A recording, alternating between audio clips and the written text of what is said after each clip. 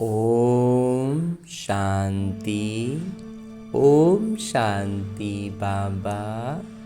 आज 23 मई 2025 है और आज हम अध्ययन करने जा रहे हैं परमपिता परमात्मा के अनमोल मधुर महावाक्यों को, मुरली को। और ये अमूल्य मुरली परमात्मा मुझ आत्मा को देते हैं ताकि मैं इन आसुरी संस्कारों के जंजाल में जो फंसा हुआ महसूस करता हूँ उससे बाहर निकल आऊँ एकदम सरल सहज रीति से। तो उसके लिए अपनी तरफ से हमें क्या करना है? सबसे पहला लौकिक तौर पर हमें फुर्सत से, इत्मीनान से, एक यथासंभव शांतिपूर्ण स्थान पर बैठना है। इत्मीनान से अपने हाथ में मुरली जरूर से जरूर लेकर अध्ययन करना ही है, ताकि हम ये अनुभव कर सकें कि परमात्मा मुझ आत्मा को निज तौर पर सम्मुख बैठ सुना रहे हैं, ज्ञान दे रहे हैं, लाड प्यार कर रहे हैं। ये अनुभूति पाने के लिए जब हम इस अवस्था में बैठते हैं, फुर्सत से बैठते हैं और अपने देहभान से अलग होने का अभ्यास करते हुए अपने सूक्ष्म शरीर के साथ चलते हैं मधुबन की धरा पर, और उसमें भी खास पांडव भवन के उस हिस्ट्री हॉल में जहाँ साकार में बाबा मुरलियाँ चलाया करते थे।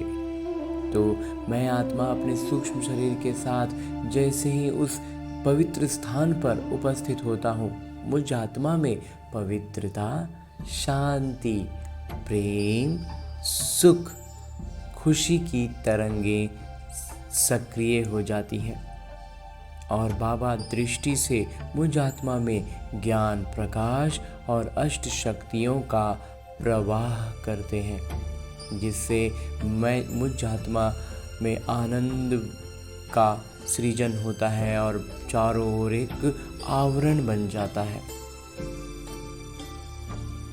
और ऐसे आवरण में, आनंदमय इस आवरण में मैं और मेरे बाबा आमने सामने बिल्कुल निकट में बैठ के बातें करते हैं। और तब मेरे बाबा कहते हैं, मीठे बच्चे, तुम्हें खेवैया मिले हैं इस पार से उस पार ले जाने के लिए। तुम्हारे पैर अब इस पुरानी दुनिया पर नहीं हैं। तुम्हारा लंगर उठ चुका है। बाबा आज कह रहे हैं कि तुम्हारा पैर अब इस पुरानी दुनिया पर नहीं है, लंगर उठ गया है हमारा। तो अगर हम इस लौकिक दुनिया में अपने आप को समझ रहे हैं तो बाबा कहते हैं भ्रम से निकल जाओ, बाबा का ज्ञान मिल गया, हमारे पैर इस पुरानी दुनिया से उठ गए। अब हम देवता बनेंगे, तब देवी देवता है स्वर्ग, तब तक बाबा इसको साफ करके स्वर्ग बना देंगे और तब हम वापस धरती पर पांव रखेंगे देवी देवता बनकर स्वर्ग में। अब इस धरा पर दोबारा पांव नहीं रखने, मिट्टी में पांव नहीं उतारने हैं। आगे प्रश्न रूप में मेरे बाबा कहते हैं, जादूगर पिता की वंडरफुल जादूगरी कौन सी है जो दूसरा कोई नहीं कर सकता? उत्तर बतलाते हैं मेरे बाबा, कौड़ी तुल्य आत्मा को हीरे तुल्य बना देना, बागवान बनकर कांटों को फूल बना देना।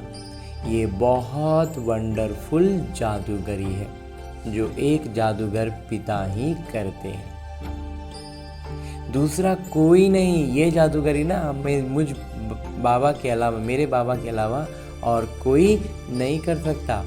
मनुष्य पैसा कमाने के लिए सिर्फ जादूगर कहलाते हैं। वो हाथ की सफाई करते हैं, देख करते हैं तो सीधा सीधी धोखा देते हैं। हालांकि हम उसको जानते रहते हैं, लेकिन वो सिर्फ पैसा कमाते हैं हमसे। लेकिन बाबा जैसा जादू कर नहीं सकते। जादू वास्तव में तो बाबा ही करते हैं ना। हाँ जी बाबा, कांटों को फूल बना देना, आसुरी संस्कारों से घिरे आत्माओं को देवी देवता बना देना, ये सबसे बड़ी जादूगरी है। ओम शांति। सारे सृष्टि चक्र व ड्रामा में बाबा एक ही बार आते हैं और कोई सत्संग आदि में ऐसे नहीं समझते होंगे। न वो कथा करने वाले पिता हैं, न वो बच्चे हैं। वो तो वास्तव में फॉलोअर्स भी नहीं हैं। वास्तव में बाबा कहते हैं वो अनुयायी भी नहीं है। यहाँ तो तुम बच्चे भी हो, छात्र भी हो और अनुयायी भी हो। बाबा बच्चों को साथ में ले जाएंगे।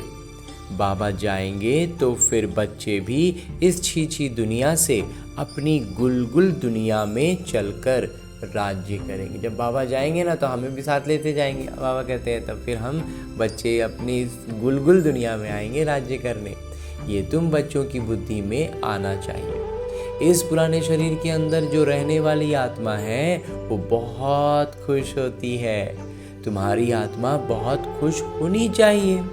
बेहद के पिता आए हुए हैं जो सभी के पिता हैं। ये भी सिर्फ तुम बच्चों को समझ है, लेकिन ये बात समझते सिर्फ हम बच्चे ही हैं कि वो सबके पिता हैं। बाकी सारी दुनिया में तो सब बेसमझ ही हैं। बाबा बैठ समझाते हैं रावण ने तुमको कितना बेसमझ बना दिया है। बाबा आकर समझदार बनाते हैं, सारे विश्व पर राज्य करने लायक। इतना समझदार बनाते हैं कि हम पूरी दुनिया पर राज्य कर सकें। ये छात्र जीवन भी एक ही बार होती है जब भगवान आकर पढ़ाते हैं। भगवान आकर पढ़ाएं ऐसा भी कल्प में एक ही बार होता है ना। तो ये जो छात्र जीवन है ये, और उसमें भी श्रेष्ठता ये है कि ये भी एक बार मिलेगा और भगवान पढ़ाएं ऐसा हमेशा थोड़ी हो सकता है। ऐसा छात्र हर कोई थोड़ी बन सकता है। तो तुम्हारी बुद्धि में ये है। बाकी जो अपने धंधे दोरी आदि में फंसे हुए हैं बहुत रहते हैं, उनको कभी ये बुद्धि में आ ना सके कि भगवान पढ़ाते हैं। उन्हें तो अपना धंधा आदि ही याद रहता है। दिन भर बुद्धि में बस बात धंधे की ही चलेगी। तो तुम बच्चे जब जानते हो भगवान हमको पढ़ाते हैं तो कितना हर्षित रहना चाहिए। और तो सब है पाई पैसे वालों के बच्चे, तुम तो भगवान के बच्चे बने हो। तो तुम बच्चों को अथाह खुशी रहनी चाहिए। कोई तो बहुत हर्षित रहते हैं। कोई कहते हैं बाबा हमारी मुरली नहीं चलती, ये होता वो होता। अरे मुरली कोई मुश्किल थोड़े ही है। मुरली हमसे नहीं चल पाता है, मुरली हम नहीं चला पाते हैं। बाबा कहते हैं मुश्किल बात थोड़ी है। जैसे भक्ति मार्ग में साधु संत आदि से कोई पूछते हैं हम ईश्वर से कैसे मिले, परंतु वो जानते नहीं, सिर्फ उंगली से इशारा करेंगे कि भगवान को याद करो, बस खुश हो जाते हैं। वो कौन है दुनिया में कोई भी नहीं जानते। यहाँ क्या है, मुरली के बारे में क्या है, बाबा बात कर रहे हैं, बस हमें उनसे बात करनी है। इस भान में आकर के कि हम बाबा के सम्मुख बैठे हैं और बाबा हमसे सब सारी बातें कह रहे हैं, बस और कुछ नहीं है। मुरली अपने पिता को कोई भी नहीं जानते, हम जान गए ना, बस और क्या। ये ड्रामा ही ऐसा बना हुआ है, फिर भी भूल जाएंगे। फिर जब आगे बढ़ेगा ड्रामा तो हम फिर भूल जाएंगे। ऐसे नहीं कि तुम्हारे में सभी पिता और रचना को जानते हैं, बाबा रचयिता को और रचना को सब जानते हैं, ऐसा तो बिल्कुल नहीं है। कहीं कहीं तो चलन ऐसी चलते हैं बात मत पूछो, वो नशा ही उड़ जाता है। अभी तुम बच्चों का पैर पुरानी दुनिया पर जैसे कि है नहीं, कोई जुड़ाव नहीं है। बाबा कहते हैं पैर उठ गया मतलब जुड़ाव खत्म। तुम जानते हो कलयुगी दुनिया से अब पैर उठ गया है। बोट यानी नाव का लंगर उठा हुआ है। नाव जब किनारे पर आती है तो उसको बांध के लंगर लगा के रखा जाता है, उसको लंगर भी कहते हैं। बाबा कहते हैं वो उठ गया मतलब अब नाव आगे बढ़ जाएगी। खेवैया मिल गए हैं, इस पार से उस पार ले चलेंगे। अभी हम जा रहे हैं, पिता बाबा हमको कहाँ ले जाएंगे ये बुद्धि में है, क्योंकि बाबा खेवैया भी हैं तो बागबान भी हैं। कांटों को फूल बनाते हैं, उन जैसा बागवान कोई है नहीं जो कांटों को फूल बना दे। उनके जैसा कोई बागवान दुनिया में नहीं है जो कांटा को फूल बना दे। ये जादूगरी कोई कम थोड़े ही है। कौड़ी तुल्य आत्मा को हीरे तुल्य बनाते हैं। आजकल जादूगर बहुत निकले हैं। ये है ठगों की दुनिया। बाबा है सतगुरु। कहते भी हैं सतगुरु अकाल। बहुत धुन से कहते हैं ये सतगुरु काल जो है ना, इसको बहुत मतलब अपना अच्छे वो में पुकारते हैं, बोलते हैं। अब जब खुद कहते हैं सतगुरु एक हैं, सर्व के सद्गति दाता एक हैं, फिर अपने को गुरु क्यों कहलाना चाहिए? न वो समझते हैं न लोग ही कुछ समझते हैं। इस पुरानी दुनिया में रखा ही क्या है? बच्चों को जब मालूम होता है बाबा नया घर बना रहे हैं, तो ऐसा कौन होगा जो नए घर से नफरत, पुराने घर से प्रीत रखेंगे? जब मालूम चल जाएगी हमारा नया घर बन रहा है लौकिक में, तो पुराना घर से फिर ऐसे ही प्रीत हट जाएगा, नया घर से प्रीत जुड़ जाएगा। तो बाबा भी तो यहाँ वही कर रहे हैं अलौकिक में। बुद्धि में नया घर ही याद रहता है। तुम बेहद पिता के बच्चे बने हो तो तुम्हें स्मृति रहनी चाहिए कि बाबा हमारे लिए नई दुनिया बना रहे हैं। हम उस नई दुनिया में जाते हैं। उस नई दुनिया के अनेक नाम हैं। सतयुग, हेवन, पैराडाइज, वैकुंठ आदि आदि। तुम्हारी बुद्धि में अब पुरानी दुनिया से उठ गई है, क्योंकि पुरानी दुनिया में दुख ही दुख है। इसका नाम ही है हेल, कांटों का जंगल, रौरव नर्क, कंसपुरी। इनका अर्थ भी कोई नहीं जानते। पत्थर बुद्धि है ना। भारत का देखो क्या हाल है, हाल क्या हो गया है। बाबा कहते हैं इस समय सब पत्थर बुद्धि है। सतयुग में सब है पारस बुद्धि, यथा राजा रानी तथा प्रजा। यहाँ तो है ही प्रजा का प्रजा पर राज्य, इसलिए सबकी स्टैंप बनाते रहते हैं, सबका स्टाम्प बनाते रहते हैं। तुम बच्चों की बुद्धि में ये याद रहना चाहिए, ऊंचते ऊंच हैं बाबा। फिर सेकंड नंबर में ऊंच कौन है? ब्रह्मा विष्णु शंकर की तो कोई ऊंचाई नहीं है। शंकर की तो पहरवाइस आदि ही कैसे बना दी है। शंकर मैंने कल भी बाबा ने कहा था मुरली में कि जो शंकर है उनका कोई वैसा किरदार है नहीं, बस त्रिमूर्ति में एक शंकर को डाल दिया। कह देते हैं वो भांग पीते, धतूरा खाते। ये तो इंसल्ट है ना। भगवान को आप इस तरह का बात कहते हैं तो ये तो ग्लानि कर रहे हैं। ये बातें होती नहीं, वास्तविकता में तो ऐसा कुछ भी नहीं है। ये अपने धर्म को ही भूले हुए, अपने वास्तविक धर्म को भूल गए हैं, तो मतलब इल्जाम का एक तरह से कहें तो लगा देते हैं, दोष लगा देते हैं। अपने देवताओं के लिए क्या क्या कहते रहते हैं, कितनी बेइज्जती करते हैं। तब बाबा कहते हैं मेरी भी बेइज्जती, शंकर की, ब्रह्मा की भी बेइज्जती। ब्रह्मा के बारे में भी कुछ गलत कहते हैं। बाबा को तो सर्वव्यापी कह के गलत कह देते हैं। कंकड़ पत्थर गंदगी सब में कह देते हैं भगवान। शंकर को कह देते हैं कि वो खराब चीज़ भांग और धतूरा इधर खाते थे, उधर पीते थे। मतलब बुराई को जोड़ देते हैं भगवान से, जबकि शंकर को भगवान समझ रहे, ब्रह्मा को भगवान समझ रहे, फिर भी गलत कह देते हैं। विष्णु की बेइज्जती नहीं होती। बाबा कहते हैं शंकर की कर दी, ब्रह्मा की कर दी, परमात्मा की कर दी, लेकिन विष्णु की बेइज्जती नहीं होती। वास्तव में गुप्त उनकी भी करते हैं, क्योंकि विष्णु ही राधे कृष्ण है। अब कृष्ण छोटा बच्चा तो महात्मा से भी ऊंचा गाया जाता है। ये ब्रह्मा तो पीछे सन्यास करते हैं, बाद में सन्यास करते हैं। वो तो छोटा बच्चा ही पवित्र है, पाप आदि को जानते ही नहीं। तो ऊंचते ऊंच हैं शिव बाबा। फिर विचारों को पता नहीं है कि प्रजापिता ब्रह्मा कहाँ होना चाहिए। प्रजापिता ब्रह्मा को दिखाते भी शरीरधारी हैं। अजमेर में उनका मंदिर है। दाढ़ी मूछ देते हैं ब्रह्मा को, शंकर व विष्णु को नहीं देते। तो ये समझ की बात है। प्रजापिता ब्रह्मा सूक्ष्म वतन में कैसे होंगे? वो तो यहाँ होने चाहिए। इस समय ब्रह्मा की कितनी संतान है? लिखा हुआ है प्रजापिता ब्रह्मा कुमार कुमारियां इतने ढेर हैं, तो जरूर प्रजापिता ब्रह्मा होंगे।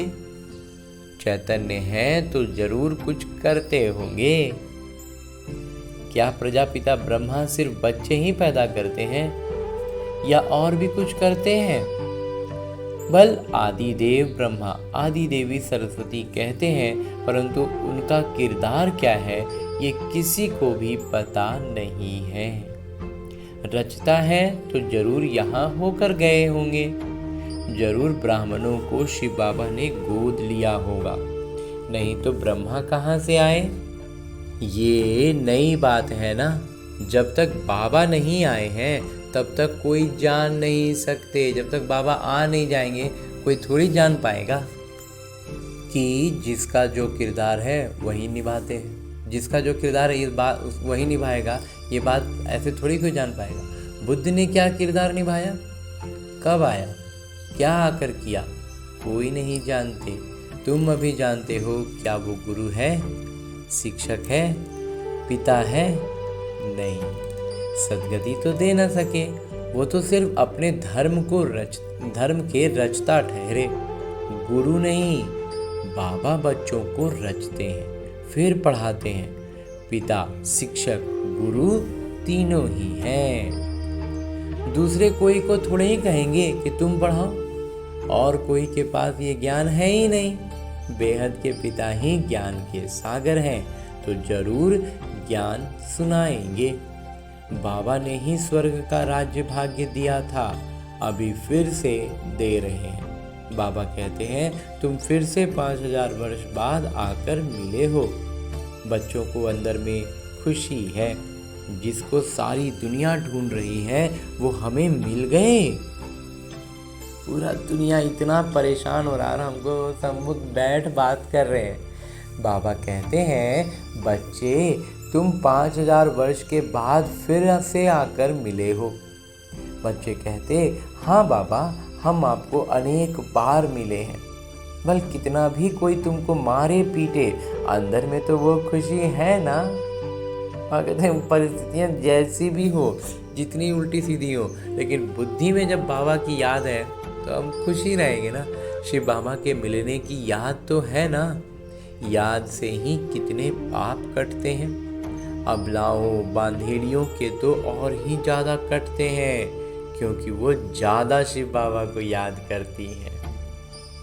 अत्याचार होते हैं तो बुद्धि शिव बाबा की तरफ चली जाती है। शिव बाबा रक्षा करो, तो याद करना अच्छा है ना।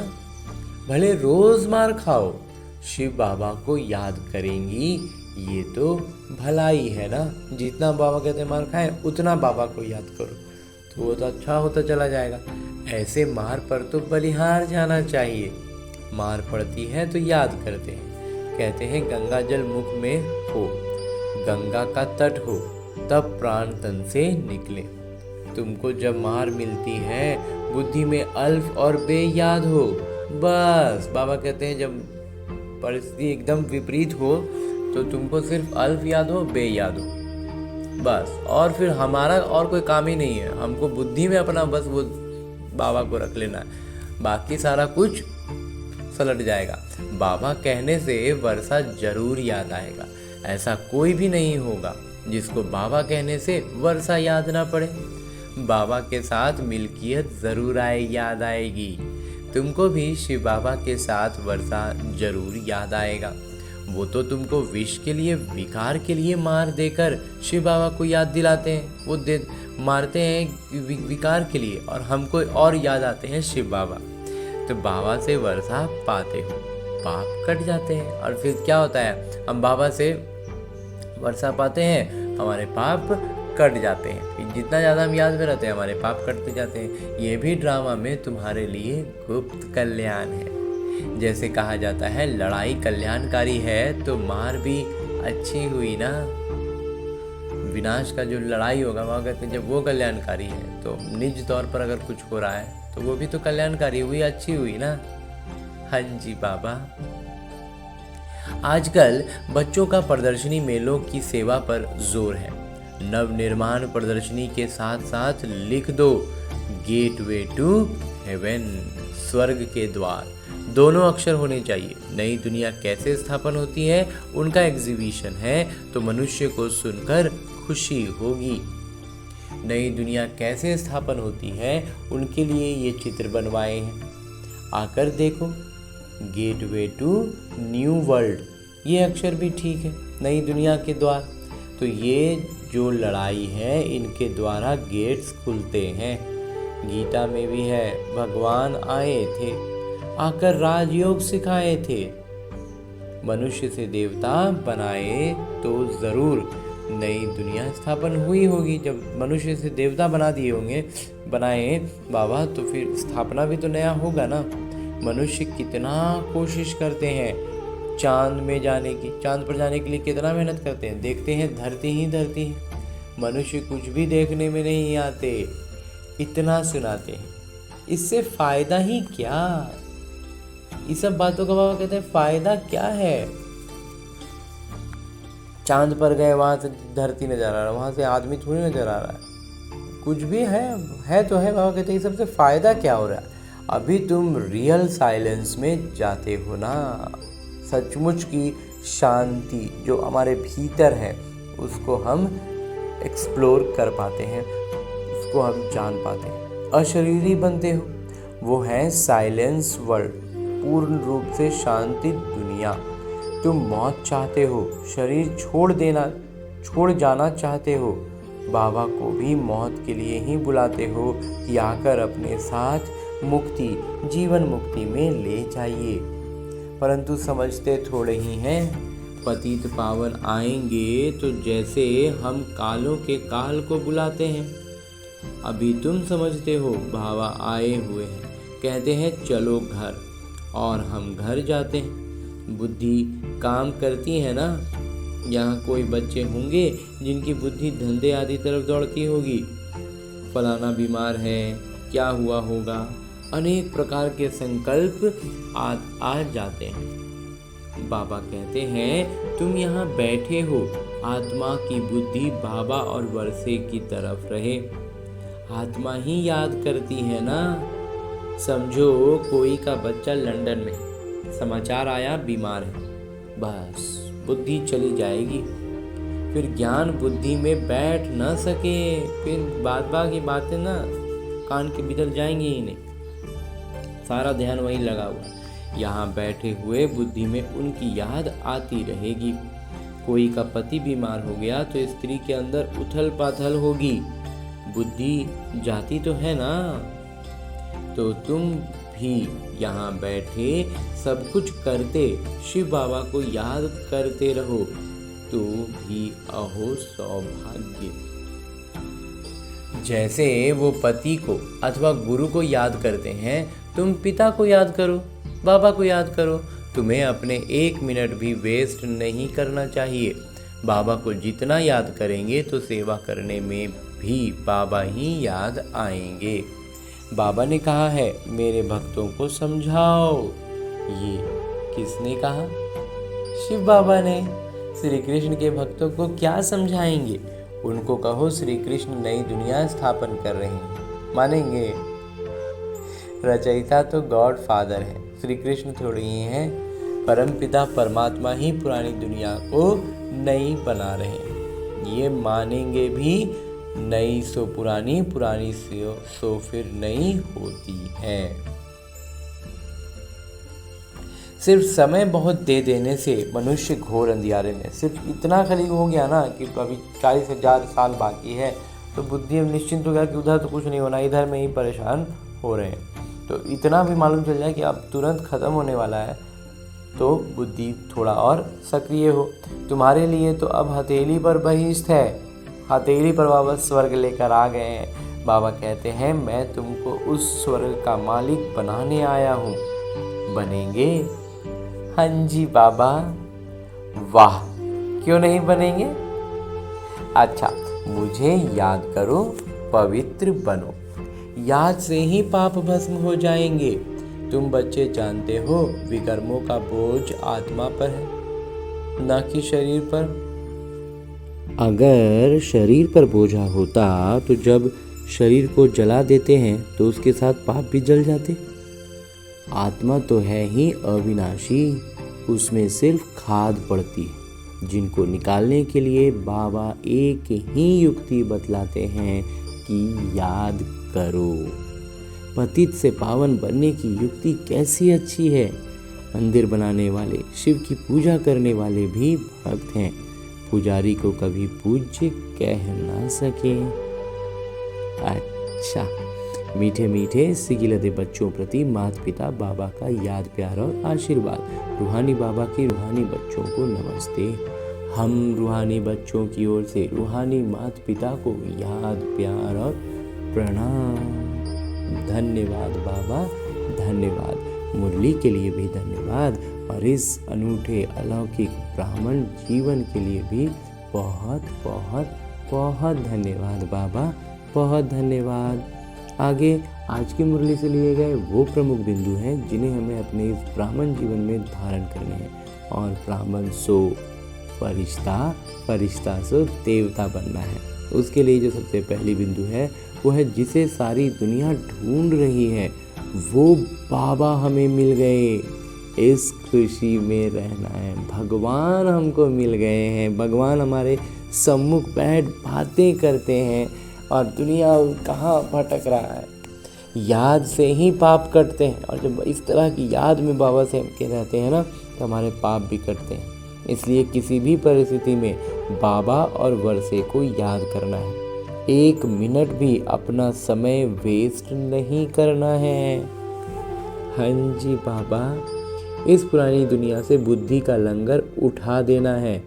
बाबा हमारे लिए नया घर बना रहे हैं। ये है रौरव नरक कंसपुरी। हम जाते हैं वैकुंठपुरी में। सदा इस स्मृति में रहना है। हाँ जी बाबा। और आगे मेरे बाबा वरदान दे रहे हैं। वरदान देते हुए मेरे बाबा कहते हैं, विहंग मार्ग की सेवा द्वारा विश्व परिवर्तन के कार्य को संपन्न करने वाले सच्चे सेवाधारी भव। हाँ जी बाबा। बाबा कहते हैं विहंग मार्ग के द्वारा सेवा करनी है और तब हम विश्व परिवर्तन का कार्य को संपन्न करेंगे और तब हम कहलाएंगे सच्चे सेवाधारी।